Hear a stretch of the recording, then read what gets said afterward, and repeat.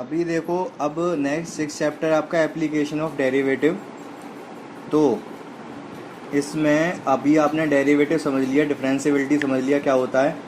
तो अब इसकी एप्लीकेशन को समझनी है हमको।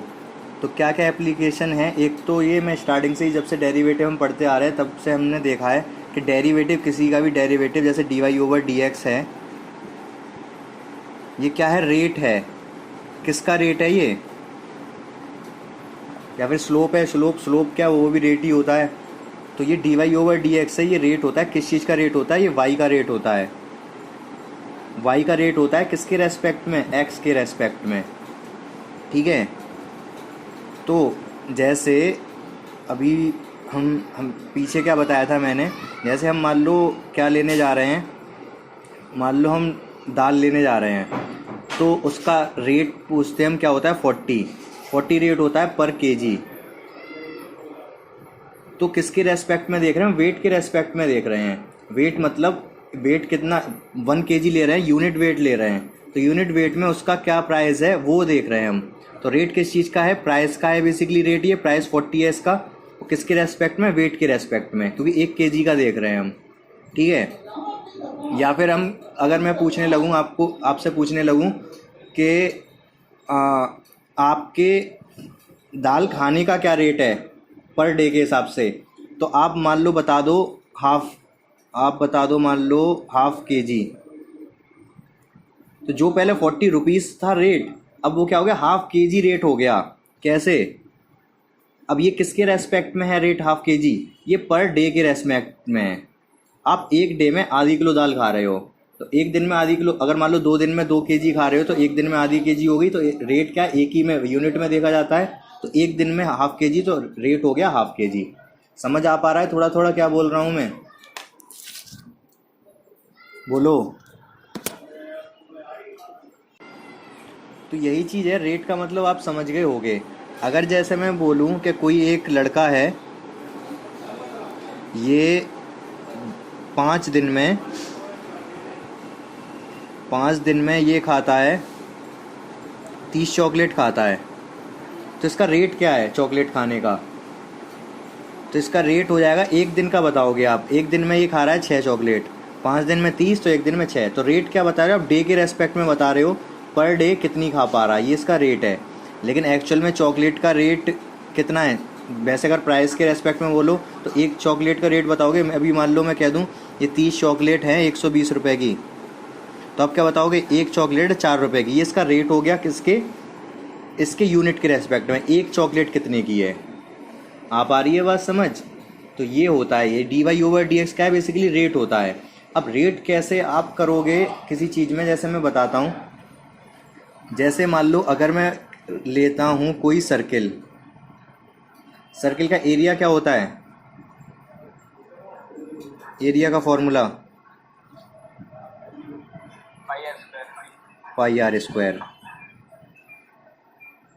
तो अगर मैं इसमें पूछना चाहूँ कि इसका रेट क्या है, एरिया का रेट क्या है आर के रेस्पेक्ट में, मतलब अगर आर चेंज होगी तो एरिया भी चेंज होगा, ये तो आपको पता है बिल्कुल, क्योंकि आर बढ़ाते जाओगे तो एरिया भी बढ़ता जाएगा, इसमें तो कोई डाउट है ही नहीं। लेकिन आर के बढ़ने से एरिया पे क्या क्या फ़र्क पड़ रहा है, किस रेट से बढ़ रहा है, ये नहीं पता अभी आपको। तो कैसे करेंगे, हम डिफ्रेंशिएशन कर देंगे ए का विद रेस्पेक्ट टू आर, क्योंकि आर के रेस्पेक्ट में ही तो पूछ रहा हूँ मैं। तो क्या होगा, D A over D R, क्या आ जाएगा ये पाई, इसका डिफ्रेंशिएशन क्या होगा 2r। तो ये आ गया d A equals to d A upon d r equals to 2πr। ये इसका क्या आ गया, एरिया इस रेट से चेंज होगा आर के रेस्पेक्ट में। क्या मतलब है इसका, कि आर पर भी डिपेंड कर रहा है इसका रेट, एरिया के चेंज होने का रेट आर के रेस्पेक्ट में आर पर भी डिपेंड कर रहा है। मतलब अभी अगर आर अगर 2 है तो रेट कुछ और होगा एरिया का चेंज होने का, आर अगर 3 है तो रेट कुछ और होगा। अभी ये समझ में नहीं आ पाई होगी बात बिल्कुल मैं क्या बोल रहा हूँ। तो देखो मैं बताता हूँ कैसे, इसको आपको बताता हूँ, एक सेकंड। जैसे ऐसे देखो आप, इसमें ग्राफ से, ग्राफ के थ्रू समझा रहा हूँ। जैसे ये कोई ग्राफ है,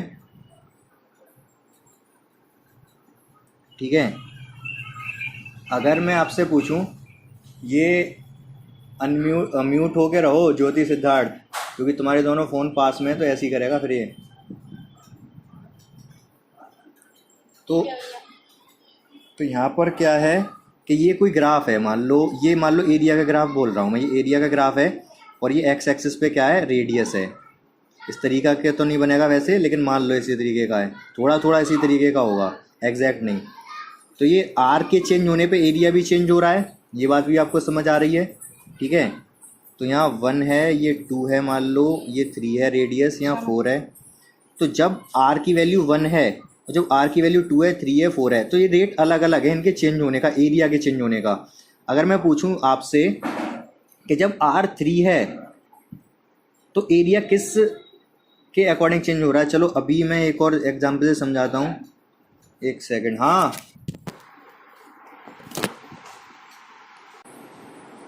तो देखो अगर मैं यहाँ पर इनकी ये 3 से 4 यहाँ से मैं वैल्यू दे दूँ इनकी, मान लो यहाँ पर ए एरिया है 1 2 3 ले लो, और यहाँ पर एरिया आप 5 ले लो। तो जब यहाँ पर रेडियस 3 से 4 हुई, 3 से 3 पर क्या, जब रेडियस 3 थी एरिया 3 था, जब रेडियस 4 हुई तो एरिया 5 हो गया। तो मुझे आप एरिया का रेट बता सकते हो आर के रेस्पेक्ट में, रेडियस के रेस्पेक्ट में क्या है, बोलो इस इंटरवल में। जब आर की वैल्यू 1 चेंज हो पा रही है तो रेडियस में 2 का जब रेडियस 1 चेंज हो रही है तो एरिया 2 चेंज हो जा रहा है। तो 1 चेंज होने पे अगर 2 चेंज हो रहा है, 2 बढ़ रहा है, तो इसका यहाँ पर रेट क्या है, अभी इसका रेट है 2, ठीक है। अब लेकिन यहाँ पर ये तो एक इंटरवल में रेट हो गया, हमें इंटरवल में रेट नहीं पता करना, हमें किसी पर्टिकुलर पॉइंट पे पता करना है। मान लो मैं पूछूं कि यहाँ पर ही बताओ एग्जैक्टली यहाँ पर क्या रेट है, जब रेडियस 3.5 है तब एरिया का क्या रेट है। तो अब आपके पास इंटरवल तो है नहीं जो आप ऐसे माइनस करके कर लोगे, जैसे अभी मैंने किया कि 1 चेंज होने पर 2 चेंज हो रहा है तो 2 हो गया। तो हमें क्या करना पड़ेगा, यहाँ पर आप टेंजेंट ले लो, इस पर्टिकुलर पॉइंट पे टेंजेंट ले लो। क्या कर रही हो?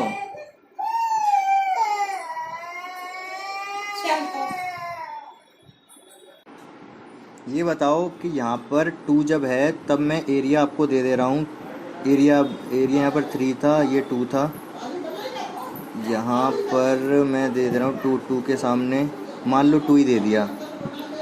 तो अब मुझे 2 से 5 के बीच में, यहाँ 2 से 4 के बीच में जब रेडियस 2 से 4 है तब एरिया का रेट क्या है चेंज होने का, ये बता दो आर के रेस्पेक्ट में। अच्छा चलो मुझे ये बता दो, आसान सी चीज़ पूछ रहा हूँ आपसे, आप 2 दिन में आप खाते हो 10 रोटी, तो रेट क्या है रोटी खाने का? 5 है। हाँ 5, मतलब 5 रेट है, ठीक है। आपने 2 दिनों में 10 रोटियां खाई, ठीक है, और 3 दिनों में, इन्हीं 3 दिनों में 2 के बाद तीसरा दिन जब आएगा, लेकिन टोटल 3 दिनों में आपने खाई हैं 16 रोटियां। तो तीसरे दिन में तो नहीं, एक ही दिन हो जाएगा यहाँ पर। मान लो आपने 2 दिनों में खाई हैं 10, फिर बाकी और 2 दिन खा ली आपने, या फिर टोटल मैं कह रहा हूँ 4 दिनों में आपने खाई हैं टोटल 22 रोटियाँ। तो बाकी के आगे के 2 दिन का रेट क्या है?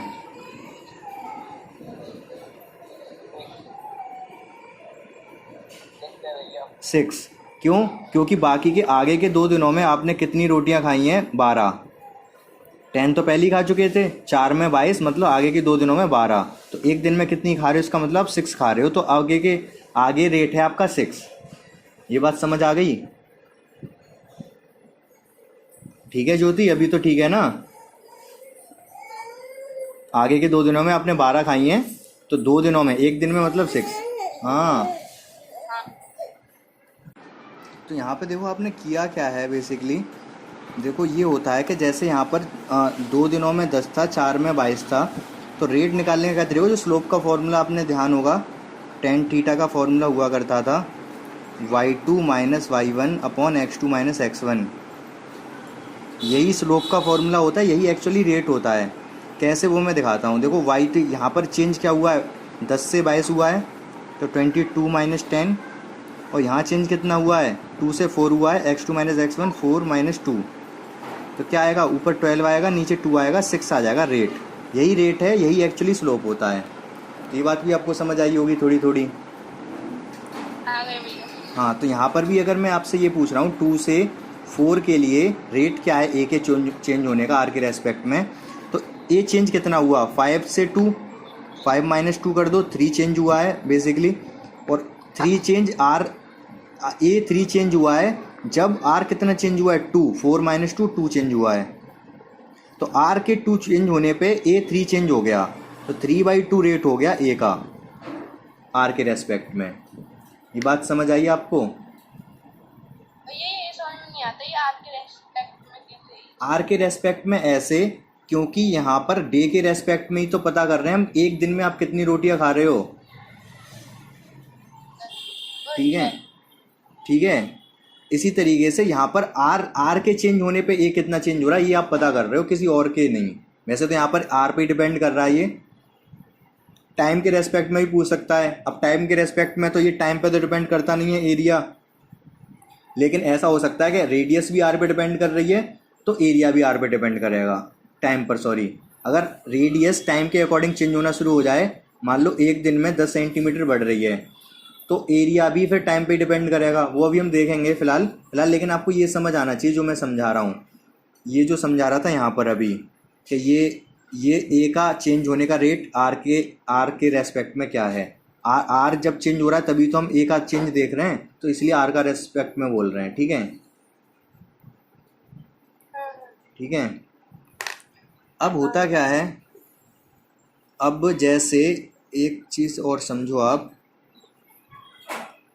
अब मैं किसी पर्टिकुलर टाइम पे रेट पूछता हूँ तो कैसे निकालते हैं वो समझाता हूँ। ठीक है, तो जैसे अगर मैं इन दोनों पॉइंट के बीच में अभी पूछ रहा था आपसे, तो आपने इन दोनों पॉइंट के बीच में रेट कैसे बताया मुझे। यहाँ पर ये इसके कोऑर्डिनेट ले ले रहा हूँ, x2 y2, इसके कोऑर्डिनेट x1 y1। ठीक है, तो आपने इसका रेट बता दिया था कितना, y2 माइनस y1, ये वाली वैल्यू इस वाली वैल्यू से ये वाली वैल्यू माइनस कर दी थी, और x2 माइनस x1, x वाली वैल्यू से इस वाली x2 वैल्यू से ये माइनस कर दिया था, तो आपको रेट पता चल गया था। ठीक है, अब लेकिन मैं इस पर्टिकुलर पॉइंट पर, अच्छा ये है क्या, ये अगर इन दोनों पॉइंट को मैं ज्वाइन कर दूं, इसका स्लोप ही तो है। ये चीज़ क्या है, y2 minus y1 upon x2 minus x1, इन दोनों पॉइंट्स को अगर ज्वाइन कर दूं मैं, तो इस लाइन का स्लोप है ये वाला। ठीक है कि नहीं, ठीक है। ये y2 minus y1 upon x2 minus x1 क्या है, इस पर्टिकुलर लाइन का स्लोप है ये, इन दोनों पॉइंट को ज्वाइन करने वाली। अब मैं क्या करूं, इस लाइन को धीमे धीमे करके पास लाते, इन दोनों पॉइंट को पास लाता जाऊं। ये दोनों पॉइंट मान लो यहाँ कर दिए, तो लाइन कुछ ऐसे बनेगी। एक ऐसा टाइम आ जाए कि दोनों पॉइंट लाके मिल जाए यहाँ पर, तो लाइन का टेंजेंट बन जाएगी इसी कर्व पर। आ रही है बात समझ, ये समझ आई बात आपको। ये आपके एग्जाम में नहीं पूछेगा, लेकिन अगर आपको ये चीज़ सब चीज़ें समझ आ जाएंगी तो आपके दिमाग में सारी चीज़ें रहेंगी, ये सब हम कर क्यों रहे हैं, हो कैसे रहा है, क्यों हो रहा है, ये सब चीज़ें आपको समझ आएंगी। एक ये थ्योरम थी रोल्स थ्योरम, वो आपके सिलेबस से हट गई है, उसमें भी ये सब चीज़ थी, लेकिन वो तो नहीं पढ़नी है आपको। लेकिन ये आपको मतलब पता होना चाहिए कि एक्चुअली ये डेरिवेटिव का मतलब क्या होता है। ठीक है, तो ये समझ आया कि इन दोनों पॉइंट को मैं पास लाता जाऊंगा, तो एक टाइम पर जब दोनों पॉइंट आपस में मिल जाएंगे तो ये एक टेंजेंट हो जाएगी इस कर्व पर। अब ये सीकेंट थी, ये वाली जो लाइन थी, ये वाली ये सीकेंट थी इस कर्व पर, जो रेड वाला कर्व है। अब इन दोनों पॉइंट को मैं पास लाता जाऊंगा तो ये टेंजेंट बन जाएगी। क्लियर है ये बात, इतना बताओ मुझे पहले। ठीक है, बोलो बोलो।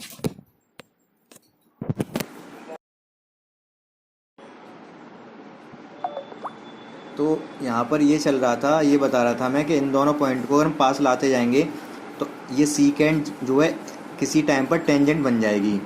और रेट कहाँ पर पता चल जाएगा, मैं पर्टिकुलर पॉइंट पर रेट पता चल जाएगा। इस सीकेंड का स्लोप ही तो रेट था। तो अगर पर्टिकुलर पॉइंट पर पूछा जाएगा तो पर्टिकुलर पॉइंट पर ये टेंजेंट का स्लोप रेट बन जाएगा। ठीक है, फिर हमें ये नहीं करना कि जैसे अभी यहाँ पर y2 minus Y one x2 minus x1 कर रहे थे, वो तो 2 पॉइंट होंगे तभी तो कर पाते। लेकिन अगर किसी पर्टिकुलर पॉइंट पे अगर हम पूछ रहे हैं हम, तो टेंजेंट का स्लोप हमें रेट बताएगा, या फिर इस फंक्शन का डेरिवेटिव इस पॉइंट पर रेट बताएगा। इस फंक्शन का डेरिवेटिव मतलब इसका डेरिवेटिव निकाल दो dy/dx। ठीक है, और इस पॉइंट पर क्या होगा, ये dy/dx वही इसका रेट होगा चेंज होने का। कैसे वो भी मैं समझाता हूँ, जो ऊपर समझा रहा था मैं आपको, ये सब क्यों बता रहा है इतना सब कुछ। तो यहाँ पर चल रही थी ये कहानी, ये था कि dA/dr एरिया का हम रेट चेक कर रहे थे आर के रेस्पेक्ट में। तो जब हमने इसको डेरिवेटिव किया तो dA/dr 2πr आया। एक सेकेंड। तो होता क्या है, तो जैसे ये कर्व है मान लो ए का, ये बता रहा था मैं, तो हमें किसी पर्टिकुलर पॉइंट पर, वैसे तो हम 2 पॉइंट पता हो तो 2 पॉइंट के बीच में तो रेट पता कर सकते हैं, लेकिन पर्टिकुलर पॉइंट पे पता करना है तो हमें टेंजेंट का स्लोप पता करना होता है। तो मान लो मैं ये पूछ रहा हूँ 3.5 पे आर, 3.5 पे एरिया का रेट क्या होगा। तो ठीक है, मैं आर 3.5 जब है तो इस कर्व पे टेंजेंट ले लूँगा। ठीक है, और इसका स्लोप ही क्या हो जाएगा, इसका रेट हो जाएगा। या फिर ये फॉर्मूला है हमारे पास dA/dr, हम मैंने ये πr² का डिफ्रेंशिएट कर दिया। dA/dr क्या है 2πr। अब मैं यहाँ r 3.5 रख दूंगा, r 3.5 रखूँगा तो क्या आएगा, dA/dr आ जाएगा 3.5 इंटू 2 7 पाई।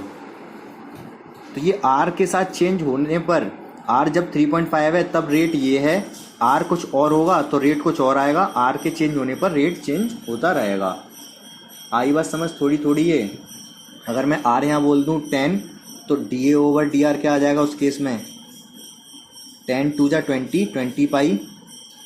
तो क्या हो रहा है, जैसे जैसे r बढ़ रहा है वैसे वैसे इसका रेट भी बढ़ रहा है। 20 पाई ज़्यादा है 7 पाई से, जैसे जैसे r बढ़ता जाएगा तो ये पर्टिकुलर वैल्यू बढ़ेगी, ये पर्टिकुलर वैल्यू बढ़ेगी, तो एरिया का रेट भी बढ़ेगा। एरिया का रेट मतलब उसके चेंज होने की कैपेबिलिटी बढ़ती जाएगी। आ रही है बात समझ आपको थोड़ी थोड़ी या नहीं? ठीक है, बेसिकली होता क्या है यहाँ पर, ये r² है। r² मतलब क्वाड्रेटिक फंक्शन है a का। a क्या है, r का एक क्वाड्रेटिक फंक्शन है, r² आ रहा है। तो सिंपली आप r पाई को हटा भी दो और रेट चेक करने की कोशिश करो। जैसे मान लो कोई फंक्शन है y = x², तो x को 0 से 1, जब x 0 से 1 हो रहा है तो y में कितना चेंज आ रहा है ये चेक करो आप। जब x 1 से 2 हो रहा है तब y में चेक करो कितना चेंज आ रहा है। और जब x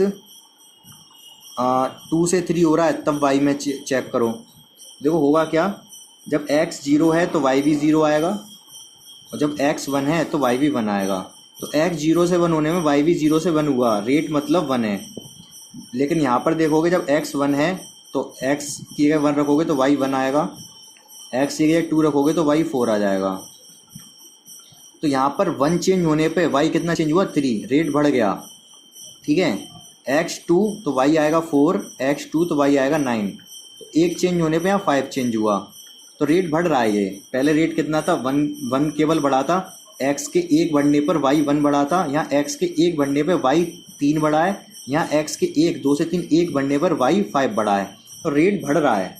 ठीक है, तो अगर x² होता है फंक्शन y का, तो रेट क्या होता है, x की वैल्यू जैसे जैसे बढ़ती जाती है तो उसका रेट भी बढ़ता जाता है। आई बात थोड़ी थोड़ी समझिए।